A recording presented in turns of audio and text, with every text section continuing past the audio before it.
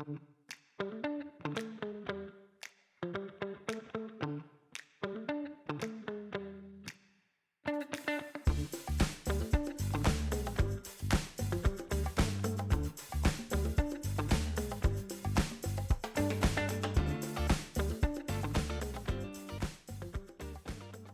lovely listeners, and welcome back to Talking Sit, the podcast where we spill the kibble on the wonderful pets that you share your homes with.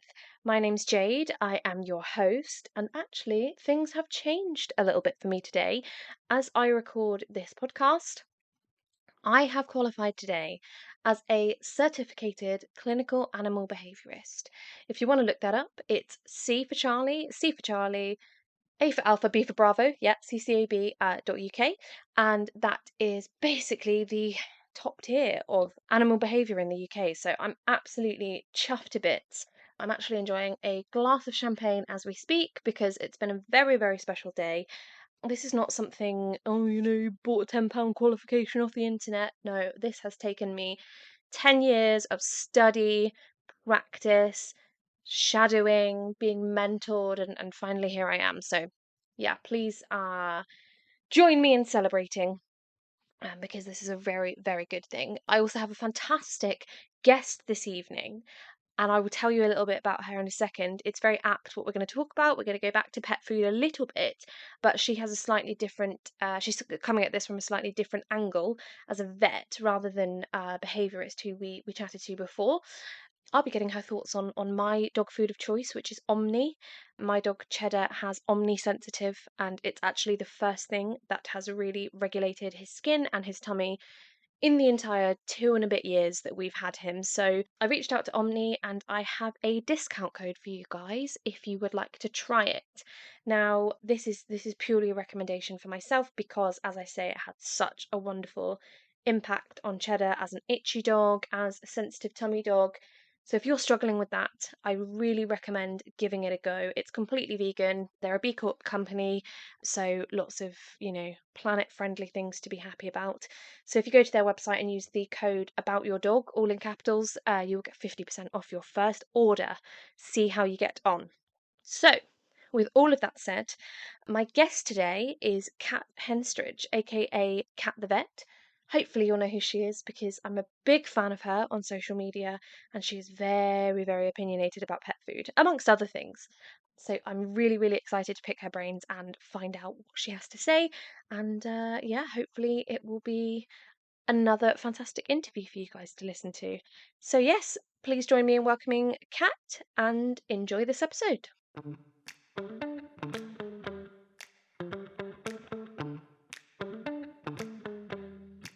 Hi, Kat. Good evening. Hello, it's lovely to be here. Thanks so much for asking me. Oh, it's my pleasure. Thank you for jumping on. So, the first thing I always ask everybody to do, would you mind just introducing yourself and reminding the listeners where they might know you from or where they can find you if they don't already know who you are? Of course. So, my name is Kat, and I am a small animal vet in first opinion practice, which means that the majority of my life, I am the kind of vet that you will go and see for vaccinations and vomiting and diarrhea, and I work in the practice down the road. I also have a side hustle as being a vet in the online space on social media, on Facebook and Instagram, and TikTok is where you can find me, where I talk about stuff that interests me. My passions are my profession.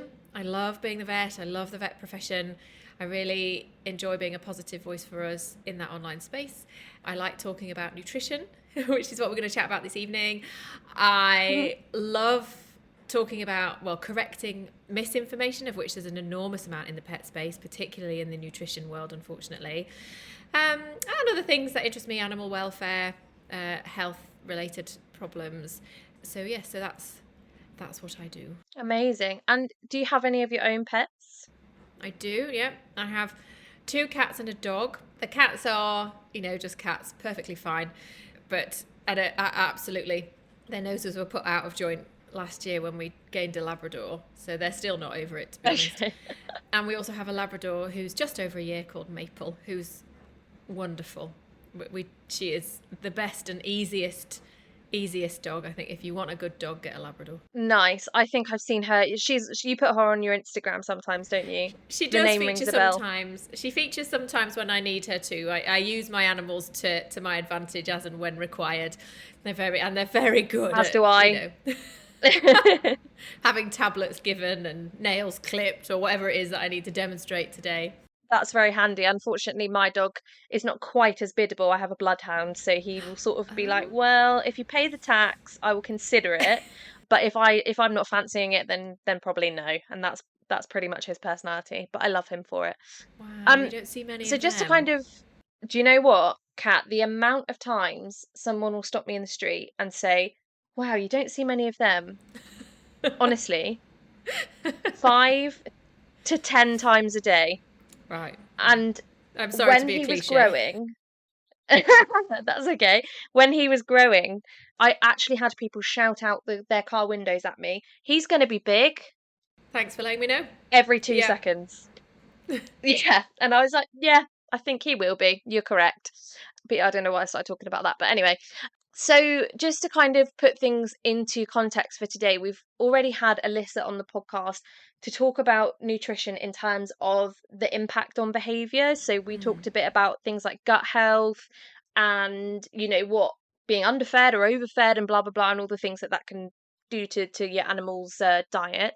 And Alyssa focuses primarily on dogs, but I would love to talk to you today about whatever animals you feel comfortable talking about, and generally from like a veterinary perspective and a science based food perspective, I guess a bit more about pet food, because Mm-hmm. there's so much to unpack. So give me a little synopsis of what modern day pet food, the modern pet food market is like. So, modern day pet food and the modern day pet food market are actually two very different beasts.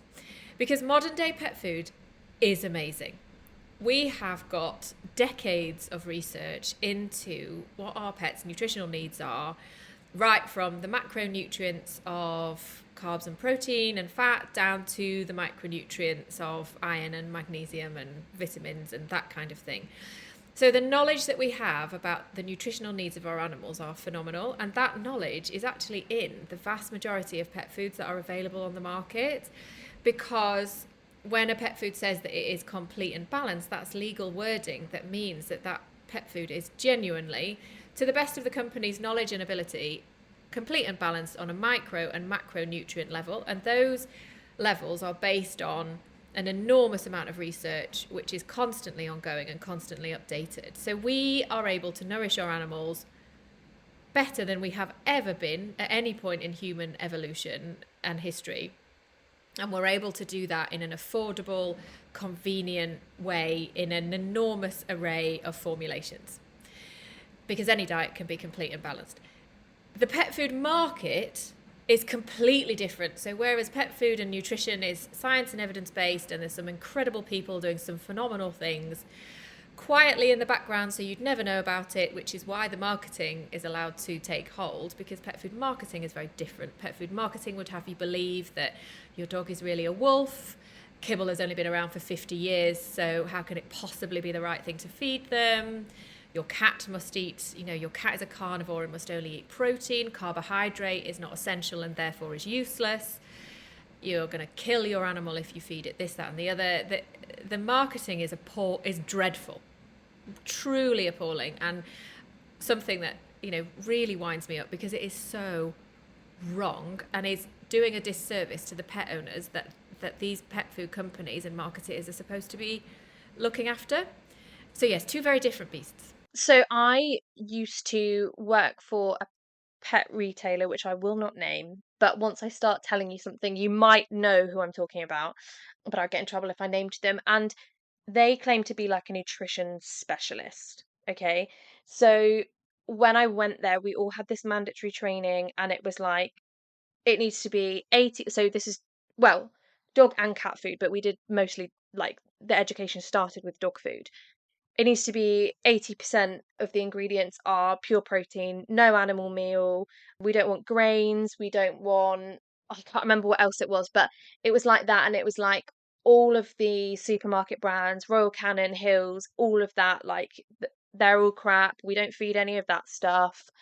And the same, for cats. And I really believed it because it makes sense if you said it to somebody who doesn't know any better, right? That they're like, oh yeah, you need to have it really high in meat and blah blah blah blah. And then I did my master's degree, and we had like a whole 3 lectures or something on nutrition. They were like, basically everything you've been told is crap. And in terms of behaviourally, at least, we basically have no research to say that anything makes any difference as long as the animal is happy and healthy, you know? And I just felt really like, wow, I've worked at this place for like 2 years and I've been regurgitating this stuff to my customers as I was trained to do, believing that it was fact, and it wasn't. It's really weird that you're allowed to tell people to do that. I Yeah, don't know if and you have an really, idea, don't say it, of who it is. I don't actually, so it's fine. And it's just really sad that is because yes, it does sound obvious and simple, and really intuitive. So it does become quite counterintuitive to then say, well, actually, it doesn't have to be the majority of meat. That's, I know your cat eats mice or a cat eats mice in the wild, but that's not how we can or want to feed them in captivity. And yeah, that's really sad. And then you get exposed to a really good quality level of education from someone who clearly knows what they're talking about. And within 3 hours, you had turned on a sixpence. And that, I think, actually, in a microcosm, is what's wrong, is that there's a lot of people with a lot of opinions all saying the same thing, because it goes with the zeitgeist, it sounds really obvious, but actually these people have no decent nutritional education in the space and are just regurgitating what they've been told by other people. When you listen to the genuinely educated nutritionists in the field who have PhDs and masters and board certification in nutrition, and you start listening to them talk and you hear the way that they present their arguments and their evidence, you just think, right, well, this is clearly correct because these people obviously are able to communicate. And that's the big problem. And I think that is the reason, particularly why from the veterinary perspective, we're often viewed as being very poorly educated in nutrition, because essentially our opinions do not align with this populist narrative. The reason our opinions do not align with the populist narrative is because we are fortunate enough to have education right from the get-go from the very best people in the field. And that does not necessarily need to be nutritionists. It's clinicians, it's medical specialists, it's neurological specialists, it's behavioural specialists. Nutrition is woven throughout the courses. And so that's why the veterinary opinion is so different. And one of the things that constantly frustrates me is people say, well, vets don't know anything about nutrition. My vet said that I should feed this and I shouldn't feed raw, and there's a problem with it. And then everybody gets online and goes, yes, my vet said the same, so did mine. But at no point does anybody go, this is interesting. These highly educated, passionate animal people are all saying the same thing. Maybe, just maybe, there's something in it. that little tiny leap is never made. But it's, and I'd be really interested as to why that pet shop taught you like that, because, you'd think if they were selling pet food, there would be somebody with some decent degree of nutritional knowledge within it. Maybe there isn't, and that's really bad. But then, and then my cynical side says, well, I wonder what the markup is. What's the profit margins on something like Royal Canin versus something like a Chi-Chi 80% protein brand? What is the difference? Is that the reason why? I'm speculating. Yes. I get a lot of accusations about being all about the money from my perspective. So I would hate to do it to anybody else. But, I think it's a reasonable question. They sell their own brand of pet food, so maybe that answers your question. But we were frequently told, oh yeah, get people off whatever the vet is feeding them, unless it is a prescription diet, and even then it was very small in terms of what they would class as a prescription diet, only raw Canin kidney and liver or whatever they are. That was the only ones, don't touch those, everything else, let's get them onto whatever. Yeah, what you've touched on is something that I find in my area of the profession so much, is this inability to think critically sometimes and just say, where's that come from? Where's that information come from? And don't know. I teach, and I love you guys if any of you are listening, but I lecture students 3 times a week, and sometimes I just think, wow, like the ability to critically think has gone down a lot, and maybe that's why. Yeah, and it's not a shame. And again, that's so ingrained in those of us who have been fortunate enough to have a really good scientific education. I mean, like a master's in anything is just phenomenal. And the behaviour world and training world is very similar. There's a lot, it seems simple. Anybody can get a dog to walk on the lead. I can stop it chasing sheep. Just, hand me that electric shock collar. But there's a level of skill and nuance that is completely unappreciated. And also, I agree with you. I think that the scientific, this is going to sound so big-headed, but the scientific method, how we are trained as scientists and educated people, we don't appreciate that the skills that we learn along the way, like you say, that ability to critically think and say, what is the evidence, and then go and the ability that we're taught to do, to look at it and assess it for ourselves and decide whether it is something that we're prepared to follow up or not.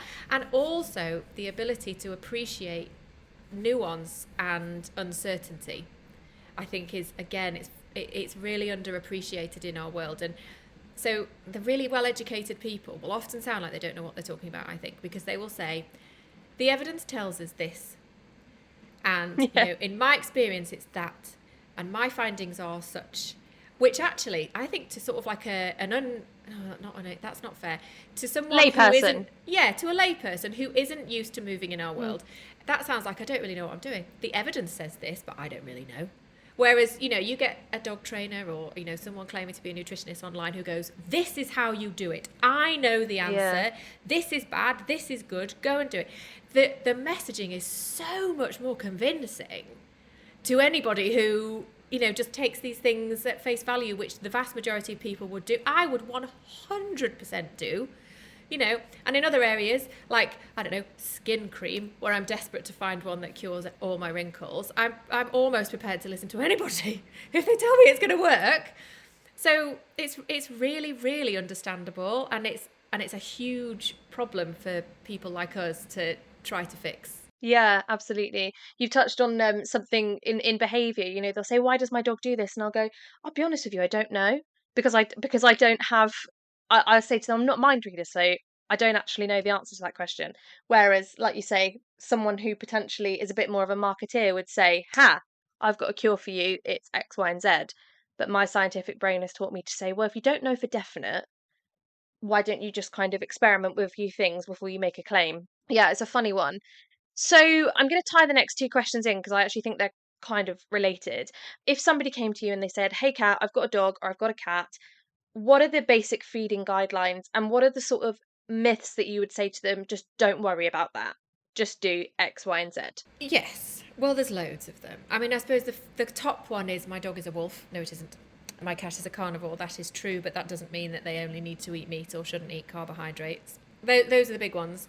The next one is you can 100% feed a kibble-based diet and your animal will be absolutely fine. That's what I feed my pets. And then there is, the other thing is people say, well, what food should I feed? What company should I use? And my honest answer most of the time is pick Hill's Pro Plan or Royal Canin. Pick one of them and get on with your day. And then people see me say that, particularly in the online space, and like, she has been bored by Big Kibble. There's only those three. And there's hundreds and hundreds of diets. But as a professional, I'm going to stand in front of particularly an online audience where I can't go, well, here's the nuance. Here's what the individualness. There are different diets. You could also feed bakers if you like. That would also get me lynched online. But it's a perfectly fine, complete and balanced, healthy diet for your pet. If that fits your budget, then that's fine. Off you go. It's made by Purina. They know what they're doing. But in terms of like the degree of research and specialism and testing and formulation and people who are behind it, it is those three. But there are lots of other options. But it's so confusing. If that's what I feed to my pets, because I'm like, these are the companies that I know and I trust, and I'm just not wading through anything else to figure it out. I've got far too much on to start doing that.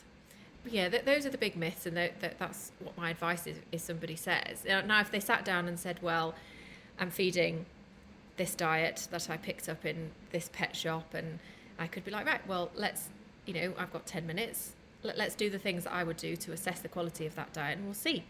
And if you want to feed it, that's absolutely fine. And that's the thing about the pet food market, is it because it is based on such phenomenal research, and most companies are doing it to a reasonable degree to some level.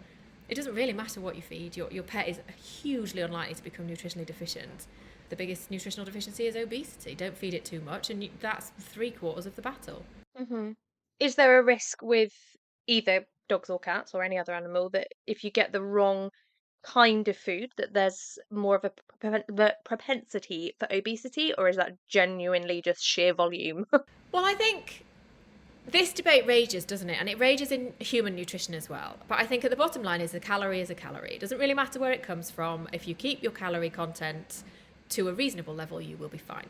And also, the other thing about pet foods is it's just like us. It's not the meals that make the difference. It's the snacks. You know, it's Mhm. not Yeah. the bowl. It's the bonio and the dentist stick. Actually, I'm a big fan of dentist sticks, but it is things like that. It's the crisps and the wine and the chocolate and the donut at 11 o'clock that make the difference for me, not my, salmon with steamed vegetables in the evening. Yeah. So yeah, it's I suppose some diets now come pre-portioned, like our fresh and our raw Mhm. foods. And I think they are potentially easier to not overfeed because they are in pre-portioned packaging.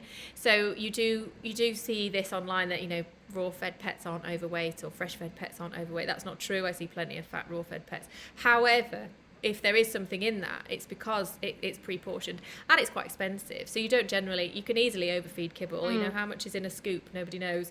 And then those pets that are on that diet often are on less treats because the owners have, and that's, Mhm. completely fine. They're focused on a certain type of feeding. So kind of inadvertently, they're not, overindulging their pets because they've set themselves up for this more restricted, but still very healthy, way of doing things. And that's absolutely fine because, that's completely, wonderful if that's what you've made the decision to do. But if your pet is a healthy weight, you're going to have such a positive impact on their health. Huge. Absolutely. I've got a hack for anybody that isn't sure how to keep weight off their animal. It's get a giant breed, and then no matter what you feed them, they simply will not put on weight. No matter, oh, you're going to kill me for this, but like he gets poppadoms, he gets chips, and this dog does not put on weight. So honestly, because you just feed them bucket loads, and it just comes out the other side, doesn't it? So Yeah. it's the Oh. tiny pets that I feel sorry for their humans because you have to be so sparing, don't you, in what you give them. Yeah, I wish I was a giant breed dog. That would be nice. I think that might be the way to live. You're absolutely right. I've never seen a fat Great Dane. So, Yeah. yeah, I've It's not really thought about that impossible. before. I truly believe it isn't possible. That we fight a constant battle to get weight on my dog. I mean, he's still got his testicles, and I'm led to believe that means they get weight off easier, right? They have a higher metabolic rate. I don't Yeah. know if that's a myth or yeah, yeah. But oh my god, I cannot get weight on this dog. But anyway, that's a different thing. So, what do you think are the most dangerous products or trends on the pet food market right now? Or, I don't know, if you think it's something not to do with food, I am open to that conversation as well. So, in terms of the pet food market, I don't think we can fairly call anything dangerous because the other thing about the pet food market is actually pretty well regulated. Now, a lot of that regulation is done by the companies themselves, so you have to sort of trust that they are following the regs. Like, for example, raw food companies, I think they're the easiest ones to talk about within this space, have to batch test their diets for salmonella and levels of other bacteria before they go on sale. And that is a legal requirement for them, part of the regs. And the assumption is that they probably are because, we do see recalls. We see recalls on all kinds of diets, but we don't see very many in comparison to the amount of diets on sale. There was a recent study by the FSA which has come out that's, highlighted some maybe concerning things, but, there's no sort of dangerous food really. I know people like to point the finger at rawhide. Rawhide is despised on the internet. I've been a vet for over 20 years. I've never seen a dog have problems eating rawhide. I've never pulled a rawhide out of an intestine or anything. But, I just like, that's fine if you don't want to feed rawhide. I'm not going to get involved in that debate. I think the danger comes from these people who don't know what they're talking about but have such huge audiences. And I'm sure you would say the same in the behaviour space. There's some incredibly popular behaviourists and trainers who just are dreadful. And again, in the nutrition space, there's people who are saying some awful things that, frightening pet owners, trotting out all kinds of rubbish, pushing people towards certain kinds of diets. And the only reason in the nutrition space, I'd be interested in your opinions on the behavioural space, but in the nutrition space, the only reason that those people aren't doing more damage to animals is because when the people go out and buy a commercially prepared diet of whatever formulation they want, it has been formulated to a standard that means that the animal is kept safe because there are extra regulations within there. So it doesn't matter what they're spouting. The world has set itself up to cushion any damage. But that's not the same in your world, though, is it? No, I don't have that luxury, unfortunately. You can say, well, in episode 2 of this podcast, I was talking to Kerry from, I don't know if you follow Howl School for Dogs. She's brilliant. She's brilliant. I love adore her.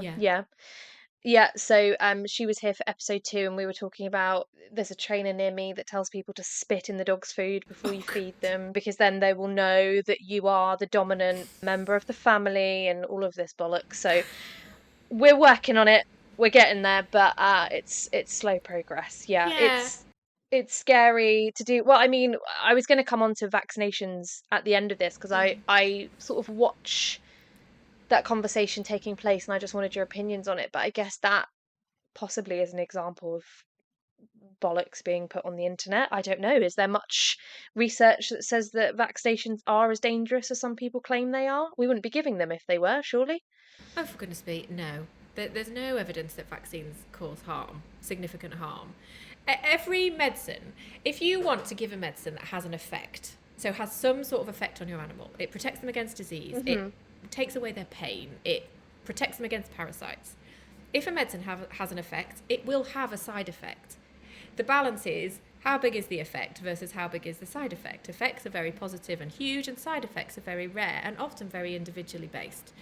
If you want something that, doesn't have any side effects, give things homeopathy. And then the clue is like, well, why doesn't it have any side effects? Oh, yes, that's because it doesn't actually have any effects at all. So every medicine that's given is given on a cost-benefit analysis, And when it comes to vaccinations, they are a bit of a poster child for, negativity, because that's the way of the world on the internet. It's very easy to say vaccines are dangerous, don't give them. And people are like, oh, yes, that's fine. What are they injecting into me and my animal? Oh, aluminium, that's terrible, but there's more aluminium in an apple than there is in a vaccine or something. So we do. And so the vaccines that we give to animals are safe, effective, brilliant. If you don't vaccinate your dog and you're all smug because they haven't got parvovirus, what you need to do is every time you meet a dog in the park, say thank you to that owner, because the reason your dog's not dead of parvovirus is because everyone else is vaccinated against parvovirus, and the herd immunity is keeping your dog from dying. So don't be smug about it, be thankful. And there's actually quite a lot of research into side effects of vaccines. It's constantly happening. We can, if you ever are, and one thing I would say to people who are listening is, if you are ever worried that your animal has had any sort of side effect from a medicine, whether you are sure about it or not, you can report that to the Veterinary Medicines Directorate, and it'll go down as a potential adverse reaction, and those are collated. And we know that a lot of adverse reactions don't get reported because it's a faff and the animal's generally fine. Like the most common adverse reaction is a small lump on your I was going to say on your arm, but under the skin after they've had a vaccine. But there is safety built into the system, so we know enough of them are. We know most reactions aren't reported. But the significant ones probably are. If I had a dog that had a vaccination and then the next day started to fit or died or something awful happened, I would 100% report that as an adverse reaction.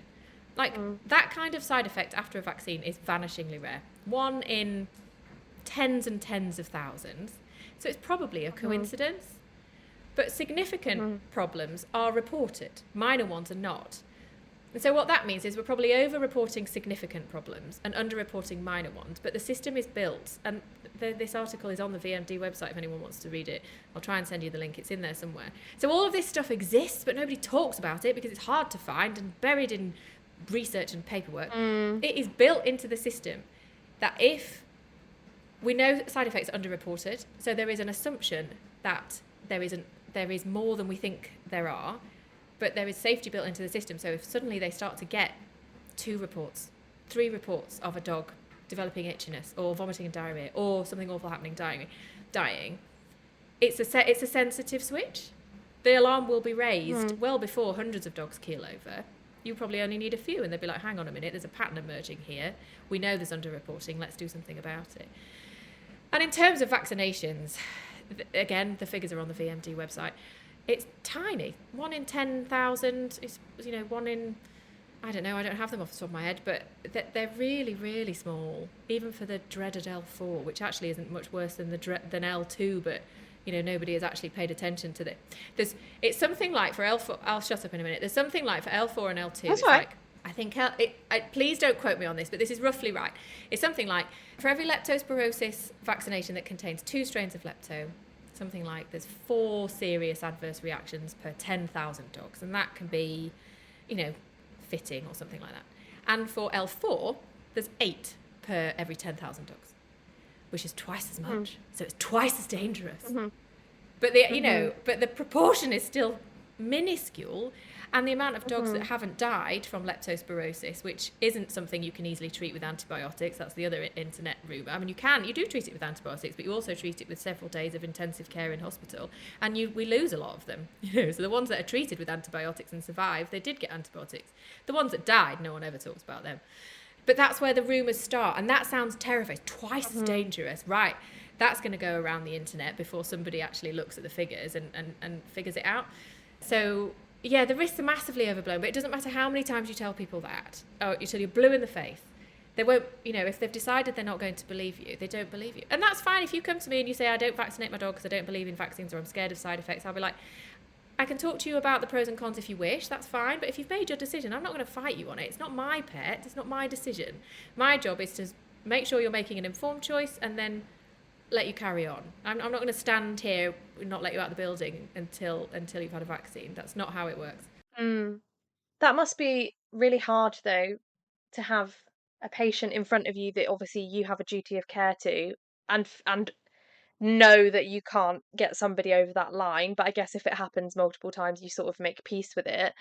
I saw something on Facebook I have to tell you about, which I think is you're probably going to be slamming your head on the desk.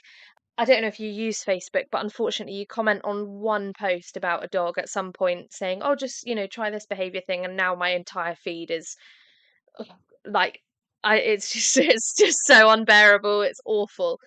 And obviously, we know that people love to slander their vets. And someone posted a picture of their invoice, and it was just over $1,000, and it was like emergency parvo care, emergency parvo treatment. This seems outrageously expensive to me. What do you guys think? And it was like out of hours as well, at 4 o'clock in the morning. And like 99% of the comments were, well, if you just vaccinated your dog for parvo in the first place, you wouldn't be paying over $1,000 in veterinary bills. But actually, that's pretty reasonable anyway, considering what a stupid decision you've made. No, I agree. That I sounds see like stuff like that all the time. complete bargain. And then it's actually quite lovely when the comments are like that. There's sort of slightly more sensible people on the internet than you think sometimes. But yeah, and it's really that's just the truth of the matter. And even if you don't vaccinate, at least vaccinate when they're puppies and then vaccinate it when they're a year old. And then you can teeter test if you want to, that's fine. That is part of the WSAVA, which is the World Small Animals Veterinary Society, which is like a sort of a world body for vets. And they have committees, and on those committees sit the world leading people, the most educated people in that particular space. Mm-hmm. The vaccine committee released some new vaccine guidelines which have teeter tests in there as a legitimate option. So you 100% can do it if you would like, and you can ask your vet. I could take them, that's not a problem. The vast majority of pet owners though do actually trust us. So I can't remember the last time I ran teeter bloods, because in the real world people don't ask me for them, because they're quite happy to take my advice, which is Let's vaccinate against the viral diseases, distemper, hepatitis, parvovirus once every third year. Leptospirosis, not only can you not titer test for it, but you also, it's an annual vaccine anyway. The vast majority of people are just, that's fine, completely happy with it. Yeah. It's I don't know, it's strange to me how some people have a very different relationship with their vet than what I do, because I chose my vet as a behaviourist first and a vet second because I'd worked with them before I had my dog as a behaviourist, and I knew how brilliant they were. And then as soon as I got Cheddar, I was like, that's where we're going. It's not the closest one, and all this, but that's where we went. And whatever they tell me to do, I will do it without a second of afterthought. And I know I'm sat here bitching about how people aren't critically thinking anymore, but I think, like, it's a shame really that people don't have that level of trust, because they've, touch wood, never let me down yet. Like, Yeah. you And are that's supposed to be someone we trust and believe in. precisely. And that trust is so important and so valuable and goes both ways.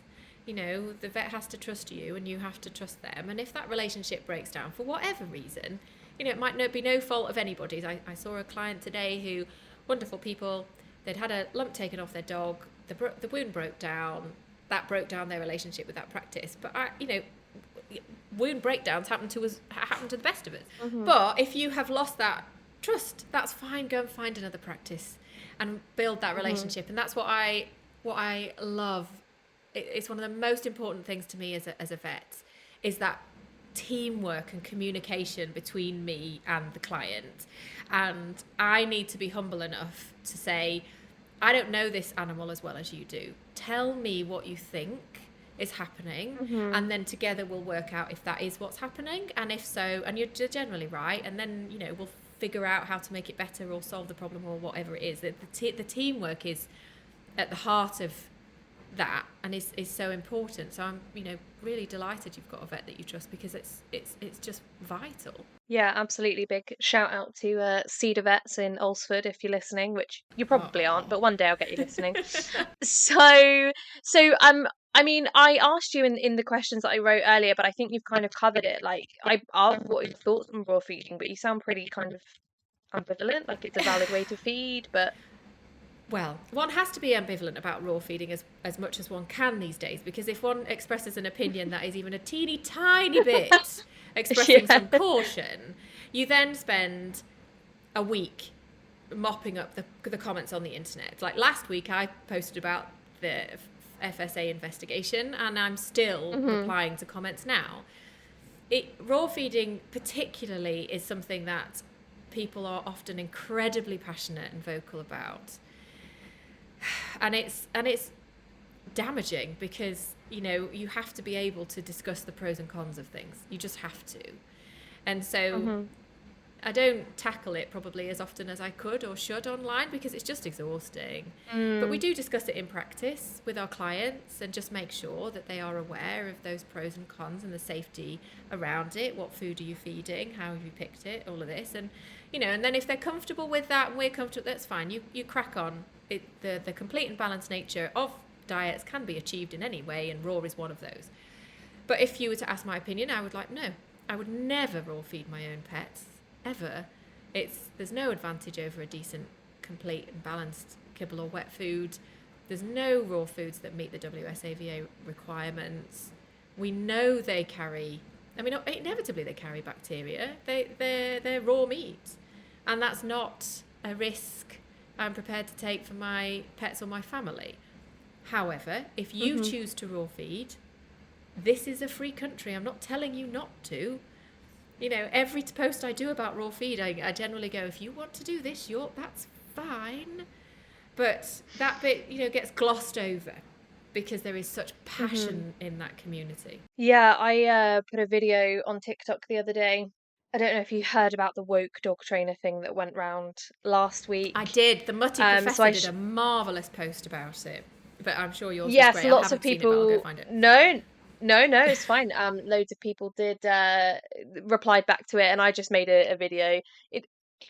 I'm one of these people that bites back. Maybe I shouldn't be, but whatever. So I made a video saying, as a woke dog trainer, here's stuff that I do with my dog that will drive you nuts, sort of thing. And one of them is that my dog is on a vegan diet. And I didn't say why, because I didn't need to. And also, if I'm being completely honest, I know that it's slightly inflammatory, so people will comment on it, and then you'll get a Yeah. conversation started, right? And the first comment was like, "Can I inquire about why your dog's on a vegan diet?" I was like, "Absolutely." I was like, "My dog is allergic to every protein I have ever tried to feed him. So at the moment, we're on vegan, we're stable, and then we will potentially look at introducing something else in the future." Great. She replies and she's like, "Great, thanks for your reply. That's really helpful, blah, blah, blah, blah." And the next comment just says, "Have you tried raw feeding? 9 out of 10 dogs with allergies are just reacting to all the crap that's in kibble, and it would probably go away if you raw fed the dog." Now, I went to see a holistic veterinarian last summer, and to give you a bit of context, my dog has both skin and gut issues and has since he came home to us as a puppy. Bless him, we have a lovely breeder, lovely litter, but Cheddar was just the little weakling, bless his The little heart. special one. And yeah, exactly. And so we've been experimenting with things to try and work out what the formula is. And the vet immediately put him on raw. And I know that you have to take 6 to 8 weeks to adjust to a diet, but he was on raw for I think 4 days, and I have never seen his skin so bad in those 4 days as the whole time we've had him, because his immune system just went, "What the fuck is going on here? No." So I was like, "No, okay, this is stopping. I'm not gonna push through this horrible, like, he gets lesions and all of this stuff. I'm not doing this for 8 weeks to see if it works. No." Yeah. And so the fact that somebody would comment that, I'm like, why do you have so much belief that this is like a magic wand technique for every animal? Like, I knew that people were going to be annoyed that I said he was on a vegan diet, sort of why I wrote it, whatever. But like, the answer then is not to come back and say, "Oh, you obviously haven't tried raw," because if you had, he wouldn't be on vegan. Yeah. Anyway, I'm just rambling, but No, well, no, it's very true. There is this, sort of like it's like a sort of a Tourette's, isn't it, on the internet? As soon as you mention food, along comes a mention about raw. And there are some dogs that do really well on it. There really are, but you don't hear about the ones that do badly because people try it and give up and then go and do something else and find something else that suits their dog, and they're not the ones like, evangelical about it online. So you get this hugely skewed view. There's two interesting things that I would say to that. One is a lot of dogs, when they're allergic, have allergies to food mites. So mite allergies occur in about 90% of dogs that have atopy, so allergic disease. And food mites will live in any sort of kibble. It doesn't matter, any sort of room temperature stored food. As soon as you open the bag, that's it. It's like that disgusting fact, that disgusting fact about how much of your pillow is actually dust mites, if you were to weigh it. yeah, I don't want to talk about that, Kat. No, I'm gonna no, hit the stop recording button right now. So a lot of the time when we're treating allergic dogs, what we're trying to do is remove as many allergens as possible to reduce their allergen load so they go below the threshold for them to react.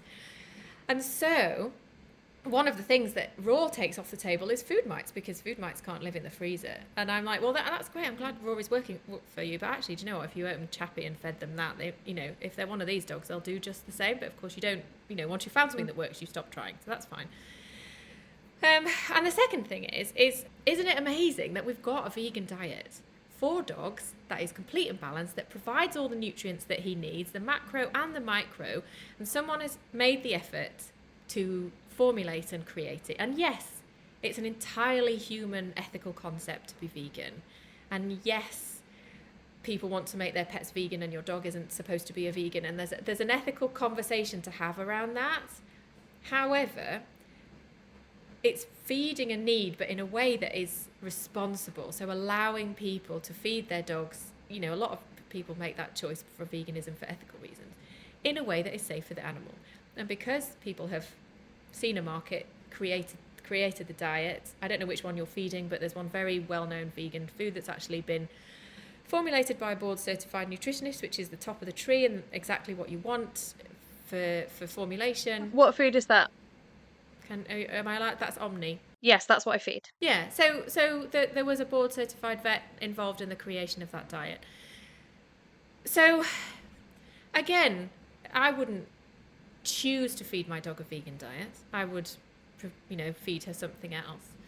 But if you, and whether you're doing it for medicinal or ethical reasons, that option exists within the pet food market these options all exist because someone has sat down and done in some companies anyway, sat down and done the research and created the diets. But even in the companies who haven't bothered to employ a nutritionist or anyone who seems to, go on, know about nutrition, one of my favourite things to do is go on a pet food website, because my algorithm is like yours, but it's full of pet food adverts and discussions, and see, do you actually have anybody creating your diets who knows what they're doing? And I would say 90% of the companies don't appear to, or certainly don't tell you about it. However, the research around it is so strong that it's really actually quite hard to go wrong. So yeah, I think it's great, and I'm so glad that Cheddar. Well, it's sad that he can't eat cheese, if that's his name. But no. So he can manage a bit of dairy. Look, we're still in investigation stage. You will feel my pain in the sense that this Monday he had a punch biopsy on his nose. Oh. So the last couple of days have just been a battle to try and stop him from taking the scab off. But anyway, we're not 100% sure what it is, and to be honest, I could just have you on the phone for like 2 hours while you diagnose my dog for me. But it seems to flare up with anything, I want to say, like strong, like any of the really meaty proteins, or I don't know, some really sugary veg and stuff. Anyway, so I put him on this omnisensitive. His poos are amazing. His skin isn't perfect yet, but it's a lot better, and he loves it. So I would feel bad if I was forcing it down his throat and he was like, "Oh God, I don't want this vegan crap." But he loves it, like absolutely loves it. And would I feed him? I am vegan, and would I feed him meat? Yes, I would. But he reacts to it. So he sort of did my job for me a little bit. I was like, "Oh great, this has worked out exceptionally well for my veganism." But yeah, it's not a problem for us because he loves it and it's helped him tenfold. Yeah, exactly. And proteins are the biggest allergen. So it's the other fad is grain-free diets and wheat and gluten-free, and like the amount of animals that are sensitive to grains and or that wheat and gluten is single figures at the very most. But the amount that are allergic to chicken and beef is massive. The proteins are by far the most allergenic. If the diet is working, that's awesome, because dogs with allergies, a minority have food involvement. If I've got an allergic patient, generally the clients have tried several different diets and cycled through all sorts of things, because you can control what goes in your dog's mouth. You can't control where they walk or what flowers are pollinating. So if you've got one that responds to diet, that's fantastic, and the fact that these diets are available for them is brilliant. Yeah, absolutely. I'm going to move on to, I don't know how this question's going to go, but we'll see. It'll go one way or the other. So, what do you think about supplements? The clue is in the name. They are supplementary to stuff that actually works. And the market is fantastically unregulated. So there's no particular requirement on manufacturers to actually confirm that what they say is in their supplement is in there, and there's been independent testing done and be like, there's half the amount of the omega-3s, there's no vitamin E, all sorts of things. And the other thing I despise about this, well, there's loads I despise about the supplement market, actually. We could talk about this forever. One thing I despise is the vast majority are white labelled. So all of these companies that are like, oh, so they're made in a central factory by the same people and a different label is slapped on the packaging. So all of these ones, which is like, we really care and we've created a formula that is just absolutely fantastic. And you're like, this is the same as everybody else's. There's nothing, the marketing is the special thing about you, the different thing, or, you're trying to make it. And I Googled the other day, there's one particular, and the other thing I despise is the marketing for supplements is out of control. Like, it's worse than the food. I've got several saved up on my phone that I need to sort of, stick my head in front of and point out. There's one at the moment that's using AI, and I can't believe that any company, it's a really big supplement company, 100% has appeared on your Facebook feed, that's using AI saying this supplement clears tear staining in dogs. And there is a video of a dog being hose piped directly into its eye, and the eye is open and the dog is just standing there. And I'm like, this is so obviously fake, and you're claiming that your supplement, like, how have you it's just jaw-dropping that any company would do that. But I Googled this particular company because I needed some images for something or other. And what was really interesting was all the images at the top of the page for Google come up, the sales, the sort of sales ones. Every single Yeah. one of these supplements was in a little round white tub, just with a different label on. And you're like, they're all coming out of the same factory. They're just putting different label on. And white labeling happens a lot. It happens in pet food. It happens in, it's like Aldi or other supermarkets are available that make similar things to other supermarkets. They're probably all coming out of very similar facilities, just with different labels on the tin of beans or whatever. And sometimes white labeling isn't bad. Like, to take it back to food, so for example, lots of pet food is white labelled, and what that means is there's these couple of huge anonymous factories in the UK that no one's ever heard of, churning out tons of pet food every day. And Sainsbury's or other supermarkets are available, can ring them up and go, we'd like to make a grain-free salmon and parsley diet, and they go, okay. But those companies employ PhD qualified nutritionists who formulate the diets, who put it all together, who create the food for the company. They put it all in, they make the cubbill, they put it in the bag, and then it goes off to wherever it's being sold. So actually, sometimes for brands which are sort of sometimes quite denigrated, they're actually being made by facilities that really know what they're doing.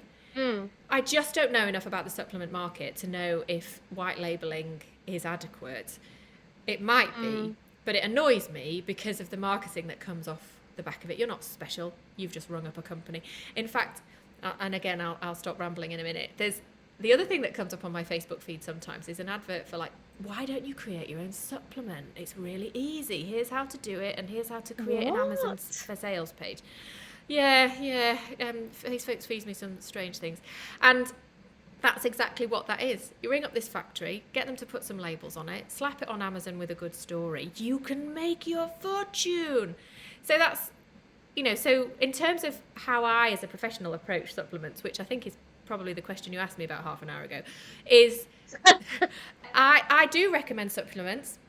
The clue is in the name. They're supplementary. There is evidence to suggest that they are helpful, but it is not nearly as, if you've got a limited budget and you've got an arthritic dog, spend your money on the pain relief. Don't spend your money on a magic supplement.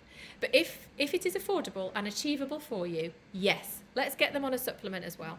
It's not going to harm them, and it may well do an awful lot of good. But the ones I recommend are the ones that take a pharmaceutical approach to creating their supplements, so they operate on the same level as the pharma companies, who are incredibly regulated. So there are a few brands that I will comfortably recommend to my clients. We do sell one of them in the practice, but most of them are available online, so I don't make any money. I just write the names down and, you can take this box while you're here, or you can go and buy it online. But if you're going to buy it, buy one of these 3 for skin, for joints, for gut health is a whole different. The microbiome is incredibly fascinating. We don't have nearly enough evidence yet. We can't say anything for sure, but there's certainly some good gut supplements that probably do help. But I am fantastically cynical. It annoys me intensely. The marketing is out of control. And sometimes I get clients who are spending so much money, and actually it's becoming unaffordable, and they're very stressed, and they're trying really, really hard. And, and then you say, well, why don't we just stop it all? Because it's not making any difference. And that's the first time they've ever received messaging like that. Yeah. I had an email a few weeks ago from a guy, some supplement company, offering me like a commission structure on supplements for my clients. I pondered it for all of about 3 seconds, and then I replied saying I just don't feel ethically like I can do that, because I would just be selling them something that I really don't have very much faith in whatsoever. Not to mention the fact that, it's probably something I'd hand over to the vet anyway. It's not really in my area of expertise to offer that sort of advice, but I just thought, like, I don't know, it just felt dirty. Like, it was sold to me as a sales pitch, and they're really targeting the wrong professionals, because we're here because we love and care about animals, not because we want to be millionaires. We're in the wrong job if that was the case. But yeah, and I have the adverts come up. This cured my dog's separation anxiety. Oh, give me strength. Like, and you know, people comment tagging their family members, oh, try this, and I just go on there being like, this is bollocks, ignore everything they're saying, don't listen to anything, and just completely ruin their whole marketing strategy, because it's just like you say, not all of them obviously are a con. We're just generalizing because it is the Wild West in terms of supplements. You can't tell who's It's who, can you? horrific. And, you know, as a general rule of thumb, if they tell you it's cured something, well, telling you it's cured something is actually illegal. So the ASA can take those down, and the VMD can as well. But anything that says don't use these awful medicines, or this is a miracle cure, or, you know, statements like that, don't touch them with a barge pole, because they're lying to you. And that's why the supplements that are good will never use marketing like that. They don't, they can't, and these companies have the integrity not to. Which is why they're not nearly so popular online, because they don't use that kind of marketing is unfortunately phenomenally effective. And I think that's as a general rule for food as well. If they're guilt tripping or shaming or negative in any way, don't buy it. Just don't buy it. So, to finish up then, before I let you go to your evening, are there any other modern trends in anything to do with pet care that you and your fellow vets are sick of seeing, and you want to tell me about it now? Because I love your opinions. Okay, just give me a sec to think about this. You might have to chop this bit out while I think. Modern trends. That's all right. Were you aware of the green juice thing that went around? The I want to say turtle last juice. year or the year before. Yeah. Did that die off quite quickly though? Well, I think they went underground, because they learned that if they put it online, people would see it and report it.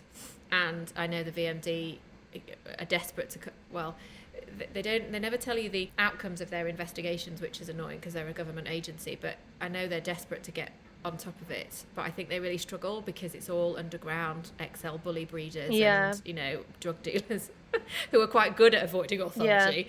Yeah. So, modern trends, I think. So here's the things when it comes to modernity that I do like.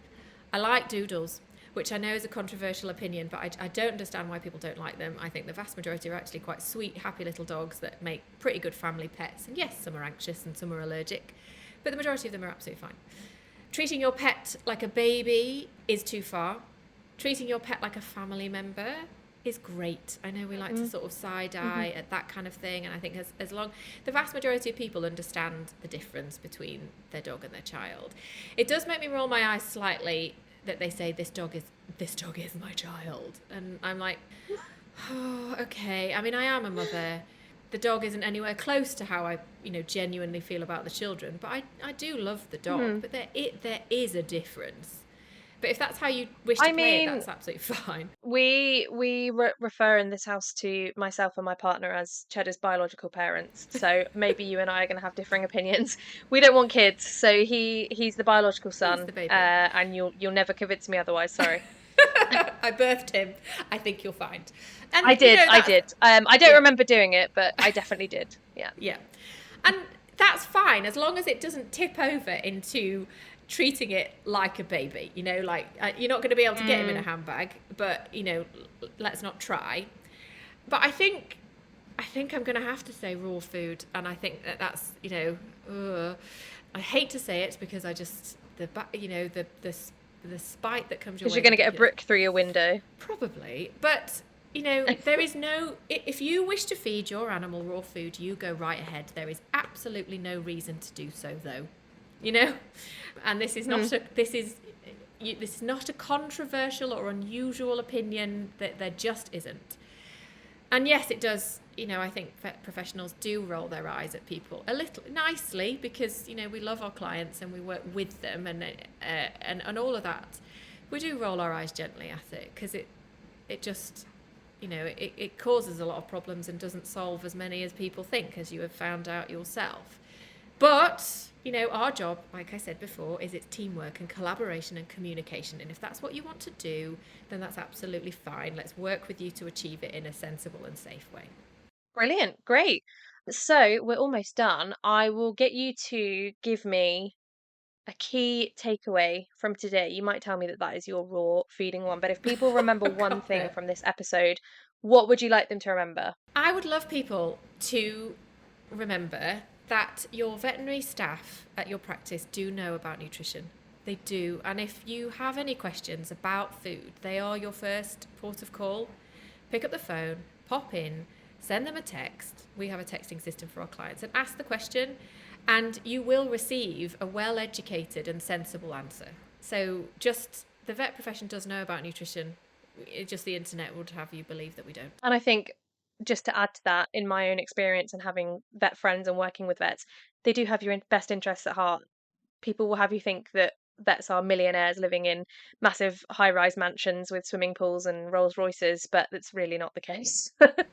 That isn't the case. I have to say though, we do have a swimming pool in the summer, but it is a plastic one that I bought from Costco that's approximately 2 centimeters square. But my children love it. You're getting far too high above your station, Kat. I'm afraid to tell you, I no longer trust you. Cool. Before I let you go, is there anything you would like to advertise, or how can people find you if they want to follow your work? Yep, no, I have nothing to advertise. People ask me this quite often. I think, maybe I should, but I don't. Advertise Kat's new supplement range. Yes! that the internet and Amazon told me how to make. No, you can find me on Instagram and Facebook and TikTok as Cat the Vet. It would be lovely to join me. But otherwise, thank you so much for listening, and I hope you have a great day. Oh, thank you so much, Kat.